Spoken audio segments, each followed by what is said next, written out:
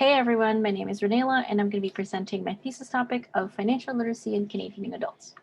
If you went to a high school in Ontario, you probably know or remember A squared plus B squared equals C squared, or the first 20 elements of the periodic table, or whatever Shakespeare's soliloquy were asked to analyze. We learned all of these from mandatory classes, yet we've never really had to use them. What we didn't learn was, what is the difference between debit and credit? How do I keep my credit score high? How do we calculate interest rates, and should we consider them when opening a bank account? In January 2020, I opened a Wealthsimple Save account, and before that, I had always been TD. Every month, I received a few dollars, and I was surprised. In the 6 years I was with TD, I only received maybe 6 cents at most. I did a little research, and I found that TD's interest rate is 0.01%, while Wealthsimple's was at 2.1%, which has since lowered to 0.75. For comparison, for every $1,000 I save, I received $7.50 from Wealthsimple and 10 cents from TD. That's 3 free iced coffees. While my high school did offer a personal finance class, I didn't take it since it wasn't required, and my timetable was already filled with all the arts classes I could take. But I really wish that I took that class because now that I'm financially independent, I have to do a lot of research and learning on my own. Fortunately, Ontario recently announced the implementation of financial education into a mandatory grade 10 course. I reviewed Ontario's curriculum for this class, and I deduced it to 3 main learning outcomes: develop the strategies and habits needed to succeed, learn financial management skills, and prepare for the world of work. Unfortunately, the class still follows the traditional lecture, notes, and worksheet for homework format. Earlier this semester, I sent out a survey and I asked individuals how they would feel about playing a game during a finance class.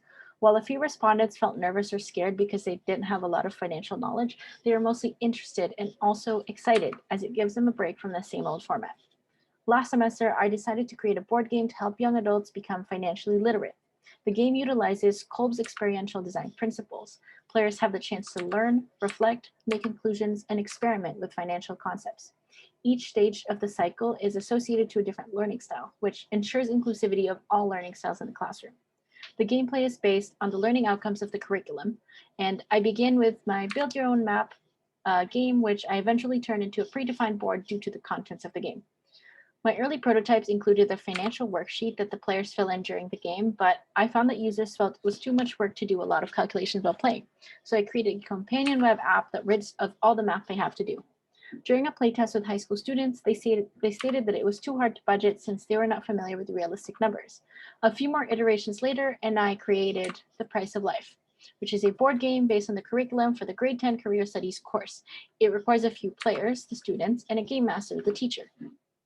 The objective of the board game is to reach your financial goal by planning, managing, and investing your money wisely.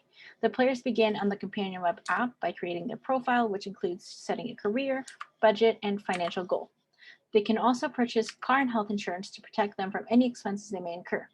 The players roll the dice to move around on the board and pick up the cards associated with the space they land on, which may have extra income or expenses. They must manage their finances using the tracker provided on the dashboard. When the player lands on a stock space, the stock market opens and everyone is allowed to purchase stocks, which they can also sell at any time. The game master controls the number of rounds and handles the stock market purchases. The instruction guide includes a storyline, which sets the mood and expectation for the game. Each decision the player makes has a positive or negative feedback on their progress, and the card and events are based on realistic scenarios, which further immerses the users into their story in the game. During the playtest, the users found the game fun and wanted more competitive aspects to it. At the end of the game, they expressed wanting to do further learning because they found importance in the topics, such as saving money and the stock market. I would love to take this further by conducting more user testing, refining the web app, creating more card contents, putting more focus on the narrative, and possibly making an all-digital version of the game. Thanks for watching.